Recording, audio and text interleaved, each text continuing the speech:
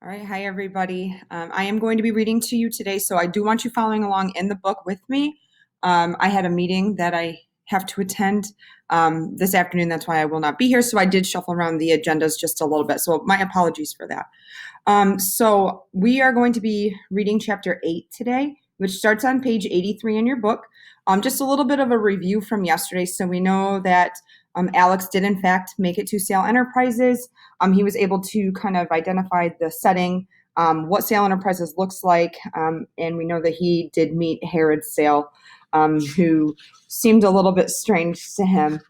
He was then taken to his room, and he used the Game Boy, the bug finder, and he did find a bug behind one of the pictures. So he knows that they did go through his bag as well. So a little eerie. Also, we did meet Mr. Grin. Remember, he's got the cuts on the sides of his mouth. And one thing I wanted to talk with you guys too about is going back and thinking to where Port Talon is. We know that it's a mining town. Okay, so they used to mine for tin, and that was underground. So I don't know that in all of my classes I talked about that yesterday. So I just wanted to go over that. So chapter 8 is called Looking for Trouble. So in your minds, I want you to think about what do you think could happen in this chapter. So I'm going to be reading to you. Have your evidence logs out and available because I am going to go through that with you guys through the reading. So let's go ahead and get started. Alex saw it the moment he opened his eyes. It would have been obvious to anyone who slept in the bed, but of course, nobody had slept there since Ian Ryder had been killed. It was a triangle of white slipped into a fold in the canopy above the four-poster bed. You had to be lying on your back to see it, like Alex was now. It was out of his reach. He had to balance a chair on the mattress and then stand on the chair to reach it. Wobbling, almost falling, he finally managed to trap it between his fingers and pull it out. It was a square of paper folded twice. Someone had drawn on it a strange design, what looked like a reference number beneath it. So you guys should be able to see this in your book. So I want you to be thinking about what in the heck could that be? And we know that it has the number on there, CL 475-19. There wasn't very much of it, but Alex recognized Ian Ryder's handwriting. What did it mean? He pulled on some clothes, went over to the table, and took out a sheet of plain paper. Quickly, he wrote a brief message in block capitals. Found this in Ian Ryder's room. Can you make any sense of it? Then he found his Game Boy, inserted the Nemesis cartridge into the back, turned it on, and passed the screen over the two sheets of paper, scanning first his message and then the design. Instantaneously, he knew a machine would have clicked on in Mrs. Jones's office in London, and a copy of the 2 pages would have scrolled out of the back. Maybe she could work it out. She was, after all, meant to work for intelligence. So positive people, on page 84, I want you to write that down, that Alex used the Game Boy to send Ian Ryder's note to MI6. And feel free to pause this if you need to so that you can write it down. Alex used the Game Boy to send Ian Ryder's note to MI6. So for your warrant then, pick your word, usually, typically, or normally. Good spies use their resources, right? Or their gadgets or their tools, whatever you wanted to put there, okay? Finally, Alex turned off the machine, then removed the back and hid the folded paper into the battery compartment. The diagram had to be important. Ian Ryder had hidden it. Maybe it was what had cost him his life. There was a knock at the door. Alex went over and opened it. Mr. Grin was standing outside, still wearing his butler costume.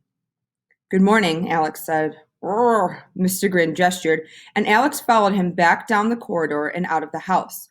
He felt relieved to be out in the air, away from all of the oppressive artworks.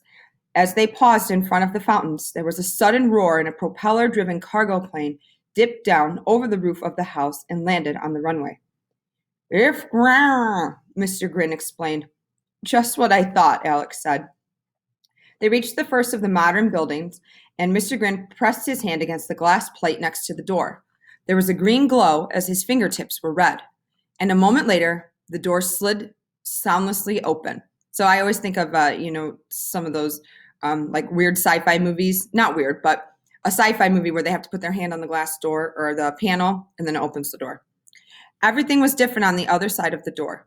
From the art and elegance of the main house, Alex could have stepped into the next century.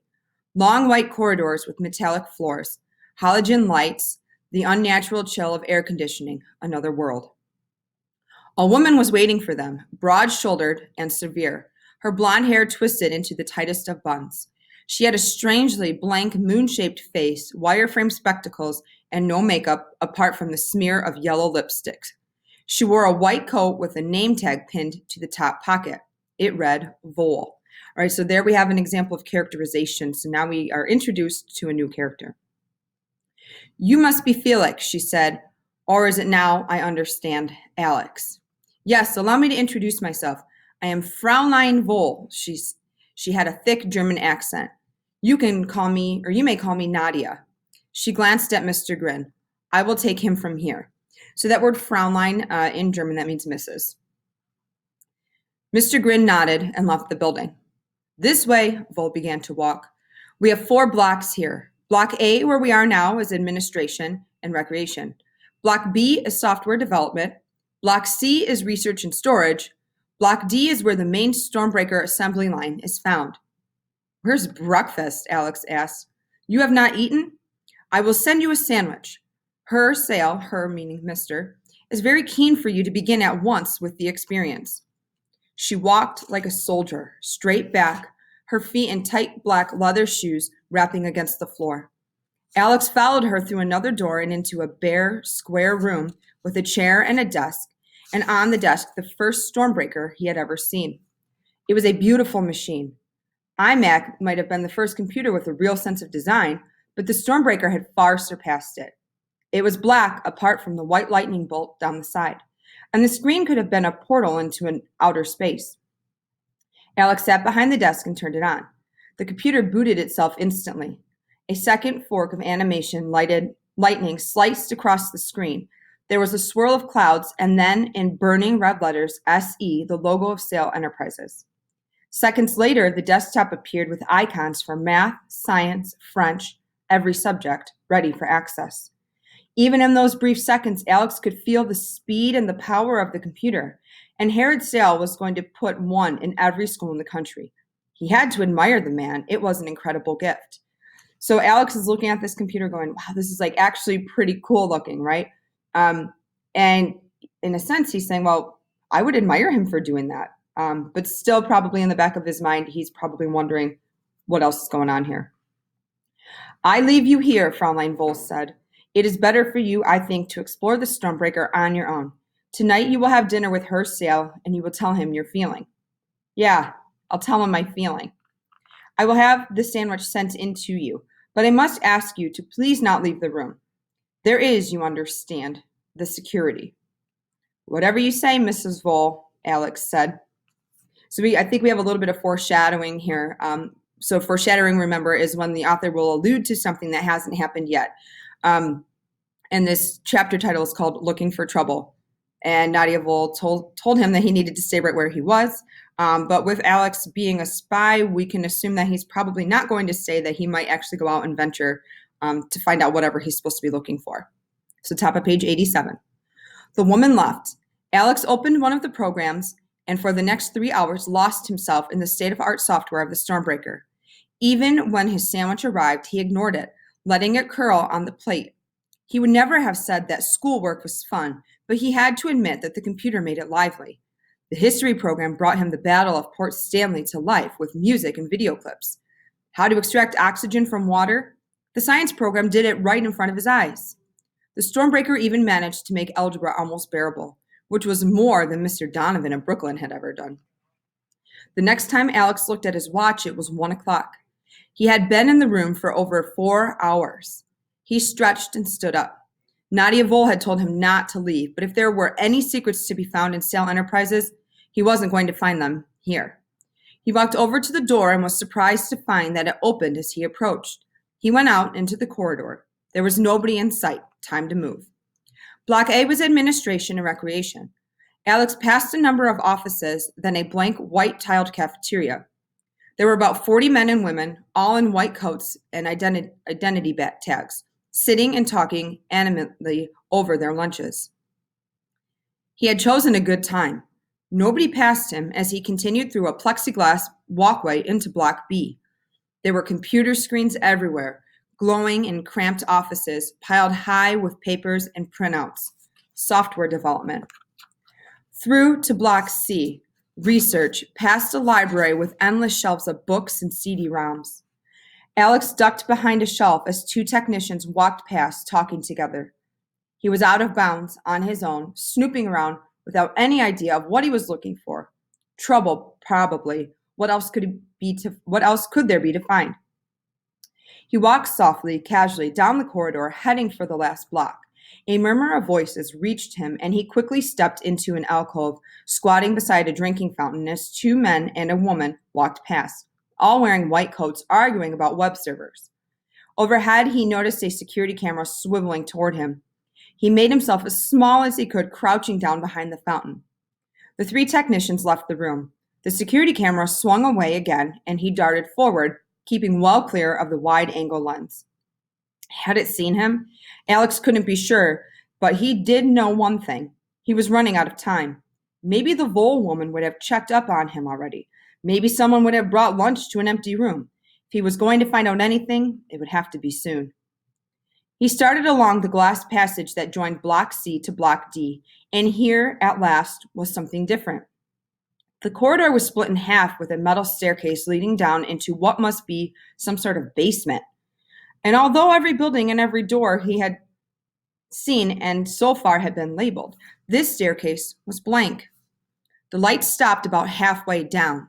It was almost as if the stairs were trying not to get themselves noticed. The clang of feet on metal. Alex backtracked to the first door he could find. Fortunately, it opened into a storage closet. He hid inside, watching through the crack as Mr. Grin appeared, rising out of the ground like a vampire on a bad day. As the sun hit his dead, white face, his scars twitched, and he blinked several times before walking off into Block D. All right, so Alex notices this staircase that leads down, and all of a sudden, Mr. Grin starts to come up, right? He's walking up the stairs because the second half of it is dark, right? Like the novel tells us that the stairs were trying not to get themselves noticed. So already Alex is like, all right, what's down there? What had he been doing? Where did the stairs go? Alex slipped off his shoes and, carrying them in his hand, hurried down. His feet made no sound on the metal steps. It was like stepping into a morgue. And if you don't know what a morgue is, that's where when somebody passes away, that's where they kind of prep their body to put them into a casket for the funeral. The air conditioning was so strong that he could feel it on his forehead and on the palms of his hands, fast freezing his sweat. Right, Positive People, page 89. So Alex goes to walk down the stairs, but he had to take off his shoes. He knew that it was going to make some noise. So Positive People, page 89. Alex took off his shoes, going down the metal staircase. Alex took off his shoes, going down the metal staircase. So after you write that down, I also want you to add, so that he is not heard. So that he is not heard. Alex took off his shoes on the metal staircase so that he is not heard. All right. So, and if we think about why would he do that? Why would that make somebody a good spy? Well, usually, typically, or normally, good spies are sneaky, right? Or they're stealthy, whatever way you want to put that, or that they try to go unnoticed. Okay. So you can put down any of those three things. So now we know he's at the bottom of the stairs. He's going to go down and investigate. He stopped at the bottom of the stairs and put his shoes back on. He was in another long passageway stretching back under the complex, the way he had come. It led to a single metal door, but there was something very strange. The walls of the passage were unfinished, dark brown rocks with streaks of what looked like zinc or some other metal. The floor was also rough, and the way was lit by old-fashioned bulbs hanging on wires. It all reminded him of something he had very recently seen, but he couldn't remember what. Somehow Alex knew that the door at the end of the passage would be locked. It looked as if it had been locked forever. Like the stairs, it was unlabeled. And it seemed somehow too small to be important. But Mr. Grin had just come up the stairs. There was only one place he could have come from, and that was the other side. The door had to go somewhere. He reached in and tried the handle. It wouldn't move. He pressed his ear against the metal and listened. Nothing, unless, was he imagining it? a sort of throbbing, a pump or something like it. Alex would have given anything to see through the metal, and suddenly he realized that he could. The Game Boy was in his pocket. So were four cartridges. He took out one called Exoset, X for X-ray, he reminded himself. Now, how did it work? He flicked on and held it against the door and the screen facing him. To his amazement, the screen flickered into life, a tiny, almost opaque window through the metal door, and Alex was looking into a large room. There was something tall and a barrel shaped in the middle of it, and there were people, ghost-like, mere smudges on the computer screen. They were moving back and forth. Some of them were carrying objects, flat and rectangular trays of some sort. There seemed to be a desk to one side piled with apparatus that he couldn't make out. Alex pressed the brightness control, trying to zoom in, but the room was too big. Everything was too far away. But Smithers had also built in an audio function into the machine. Alex fumbled in his pocket and took out the set of earphones. Still holding the Game Boy against the door, he pressed the wire into the socket and slipped the earphones over his head. If he couldn't see, at least he might be able to hear. And sure enough, the voices came through, faint and disconnected, but audible through the powerful speaker system built into the machine. All right, positive people again, page 90. Alex used the Game Boy to look through the basement door. Alex used the Game Boy to look through the basement door. That was on page 90. And again, for our warrant, usually, typically, or normally, good spies use their resources or their gadgets or their tools. So now he's got the earphones on because he can't really see too much. He knows that there's a barrel in the middle. He sees people walking what looks like trays that they're carrying, but he doesn't know. So this is what he hears. In place, we have 24 hours. It's not enough. It's all we have. They come in tonight at 0200. Alex didn't recognize any of the voices. Amplified by the tiny machine, they sounded like a telephone call from abroad on a very bad line. Grin, overseeing the delivery. It's still not enough time. So now Alex is wondering what the heck could be coming during the middle of the night. And then they were gone. Alex tried to piece together what he had heard. Something was being delivered 2 hours after midnight. Mr. Grin was arranging the delivery. But what? Why? He had turned off the Game Boy and put it back into his pocket when he heard the scrunch of gravel behind him that told him he was no longer alone. He turned around and found himself facing Nadia Vole. Alex realized that she had tried to sneak up on him. She had known he was down here. All right, negative people, page 91. Alex got caught on the staircase by Nadia Vole. Alex got caught on the staircase by Nadia Vole. That was on page 91. So how does that prove he's not going to be a good spy? Well, usually, typically, or normally, you can write down any of these things. Good spies are not careless, or you could say good spies are aware of their surroundings, right? Because he was not. Or you could say good spies don't get caught, right? Because he got caught in this. And if you are going to be a spy and you're sneaking around, you're not going to get caught, okay? So again, if you need to rewind this so that way you can hear what I said, do it. What are you doing, Alex? She asked. Her voice was poisoned honey. Nothing, Alex said, top of page 92. I asked you to stay in your room.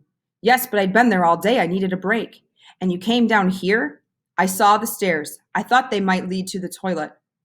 There was a long silence. Behind him, Alex could still hear or feel the throbbing from the secret room.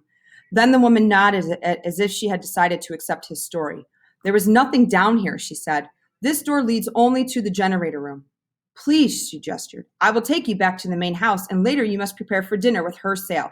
He wishes to know your first impressions of the Stormbreaker. Alex walked past her and up the stairs. He was certain of two things.